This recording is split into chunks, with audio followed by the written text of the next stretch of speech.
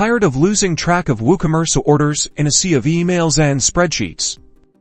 Let's transform that chaos into a streamlined order management system by connecting your Woocommerce store to Trello automatically with Zapier. First, make sure you have active accounts on Woocommerce, Trello, and Zapier now.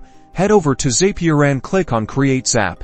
In the Trigger section, search for Woocommerce. Select Woocommerce as your trigger app. Next, choose New Order as your trigger event. This tells Zapier to listen for new orders placed in your Woocommerce store. You'll then be prompted to connect your Woocommerce account. Click Connect a New Account and follow the instructions to authorize Zapier to access your Woocommerce data. You may need your Woocommerce API keys.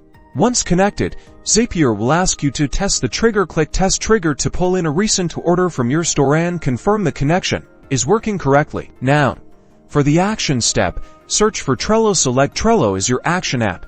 Choose Create Card as your action event. This will create a new Trello card for each new order. Connect your Trello account, selecting the appropriate board and list where you want your order cards to appear.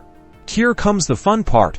Customize the card details by pulling data from your Woocommerce order. For example, you can use the customer's name for the card title, the order details for the description, and even assign a due date based on the estimated shipping time.